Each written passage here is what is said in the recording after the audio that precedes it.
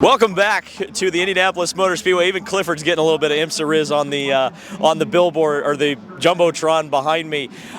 Today was the qualifying day for the IMSA WeatherTech Sports Car Championship. We also got to talk about yesterday the Porsche RS Spyder. So you'll get to see the video from that. Anytime I get to talk about 2008 ALMS, I'm a happy boy. And we had a really awesome opportunity with Team Penske to be able to do that. And you'll see that a little bit later. But we should talk about qualifying here for the 6 hours here at Indianapolis, the battle on the bricks.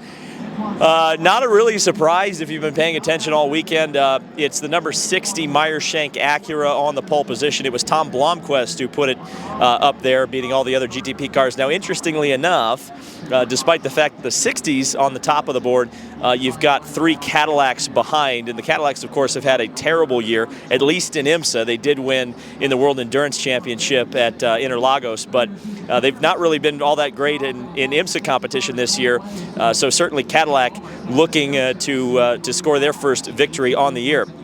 Tom Blomqvist has an interesting history here at the Indianapolis Motor Speedway. A lot of you might not even know that he races in IMSA if you could exclusively follow IndyCar racing, because obviously he had a big crash on lap 1 in the 2024 Indy 500 and then promptly was let go, at least from Meyer-Shank's IndyCar team. Now, he returned to their GTP program this season, and Tom put it on the pole, and it's kind of a redemption arc. So got to ask Tom about the advantages of the Acura, why it's been so fast this weekend, as well as how it feels to put it on pole after that traumatic experience here in 2024. I mean, we actually thought this was a bit of a bad track for us. In the past, we've never really figured it out.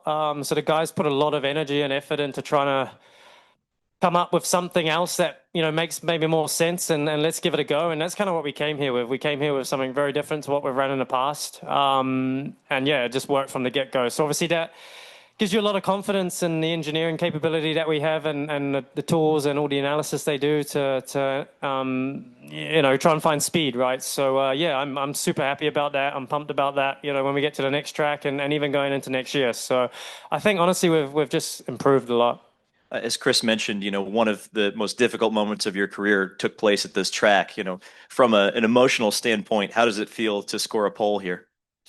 Yeah, I mean, I guess it wasn't a fun day at all. I mean, it feels a little bit different just because I don't, you know, it's such a different event. You know, it's not like I'm come back here and, you know, I've got, you know, a new IndyCar career and I've done it there. You know, that'd be obviously a completely different ball game. But yeah, it's special. You know, obviously it is a pretty incredible place. You know, I did spend a lot of time here in the past year. And I haven't actually been back since that day. So, yeah, it is nice to be back and then, you know, put it on pole position. So other class pole sitters are Nick Boole in the United Autosports Oreca. Of course, the entire LMP2 field Oreca. That's not notable. But it was kind of surprising to see PJ Hyatt and AO Racing get knocked off the pole position there. They'd had something like 3 or 4 poles in a row. So good for them. Also, to that point, Acura's had a pretty long pole streak as well in IMSA competition, at least in recent memory. GT Pro, although they were slower than the overall GT pace, they will start further up on the grid. It was Dan Harper in the Paul Miller BMW car number 48. So that car is on the pole position in GT Pro. That, of course, is going to be an extremely competitive class throughout the day. And then GTD, and overall fastest GT car was Casper Stevenson in the heart of racing, Aston Martin. Casper is currently second in the championship in GTD, so that was an important run for him. Let's talk a little bit about history before we go back into the present. And, you know, if you watched our coverage from the 12 hours of Sebring, you will know the importance of that win for Team Penske. It came 17 years to the day that they won for Porsche at Sebring in an LMP2 car, the Porsche RS Spyder DHL livery. One of, to me, the greatest race cars of all time. it was an incredible time there. We got to speak to Timo Bernhard, who still works for Penske Porsche Motorsport in Victory Lane at Sebring. But we had a great opportunity, thanks to Penske Porsche Motorsport and the Indianapolis Motor Speedway Museum and the Penske wing there, to take a look at the real thing and get the inside story of 2008 Sebring. Yeah, I mean, I think that year we had some struggles, years before, of executing Sebring at the level that we wanted to. But that year, Peugeot was there with the, amazing, P1 car that they had, put together at that time. And I'll never forget, I actually drove the car to pit lane, and Billy Vincent was the chief in the 7 car. I was in the 6, and we had a radio. We could talk to each other as we were going out to the track. And we were looking at the Peugeot in our mirrors, thinking, this is just crazy. What an era, like you say. And then to, in the race, to be competitive, won, and then both Audi and Peugeot had some problems. It was such a huge moment for the team, everybody behind it, and Weissach and Mooresville, to come out with an outcome with the P2 car was really, amazing feather in the cap. And everybody looks at that when they drive into Sebring and see that, on the wall with Porsche was a really cool moment that we'll take with us forever, for sure. I mean, you could go to any track. You're talking about Sebring now. You could show up at Mosport or Mid-Ohio, high downforce track, and be competitive and, threaten, IndyCar at the time, we're running in the same weekend, and we were threatening who was going to be the actual pole sitter for the weekend. I mean, it really could adapt to, a lot of tracks really well and very quickly, and the drivers were very comfortable behind the wheel. I mean, obviously, the engine architecture is a carryover for sure, so definitely the heart of it is a carryover, but I think, what the drivers have to do in these cars is definitely different. The 963, you hear, and the driver will tell you all the tools and controls behind it for them to be successful. It's definitely a different beast to conquer and take advantage of. But when they get it right, you see the same magic that the RS Spyder had as well. Yeah, I mean, the 963 we're obviously very proud of competing in IMSA and WC. So you talk about, okay, what's the difference in American tracks? Now we're talking about what's different across tracks over the world. And obviously it's been successful everywhere it's gone, finishing second, at Le Mans again this year. Obviously not the top step, but they definitely knew we were there. But, its ability to cope with all those different tracks and conditions. You saw Austin and the drivers doing an amazing job there in the wet. I think it does, it's a tool that they can use and be successful in on a lot of different platforms.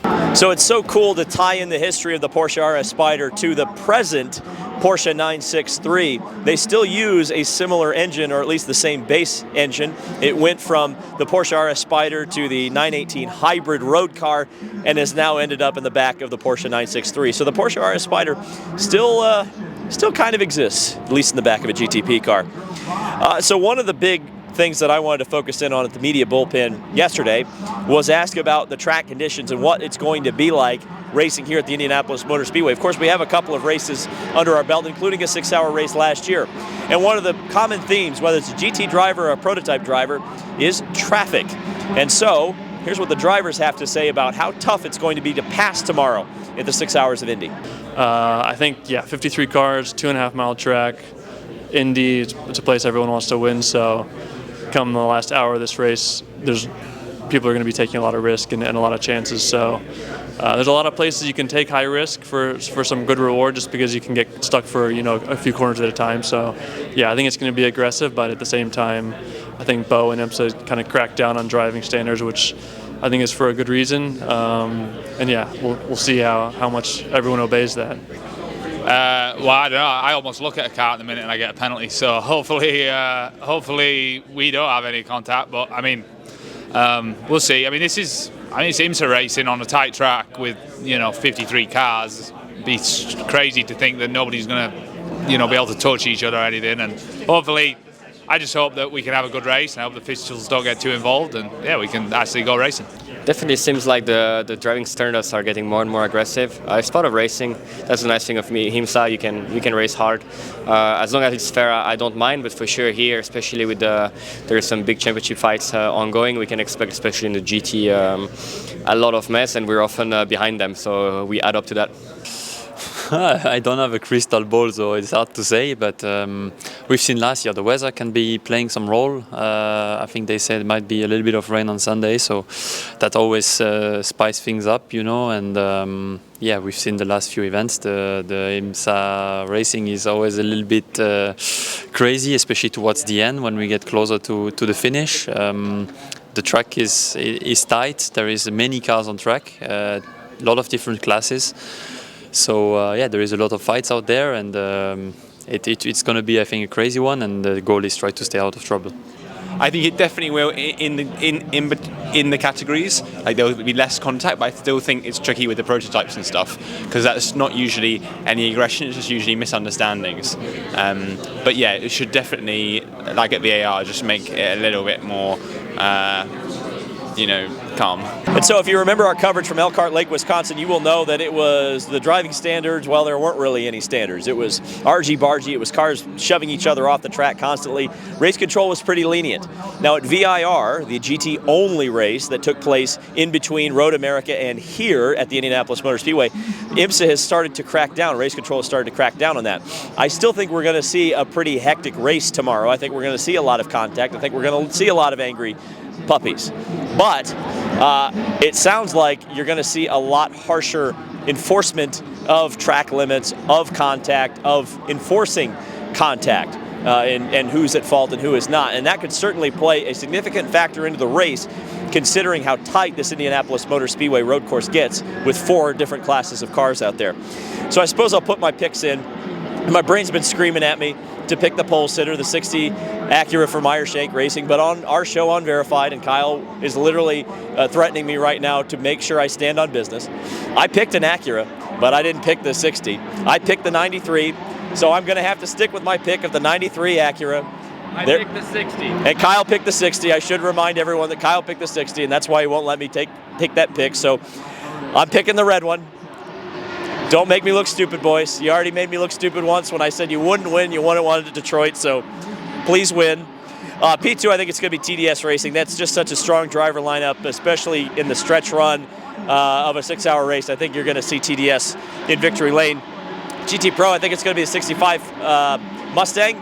And in GTD, until proven otherwise, Windward will win everything.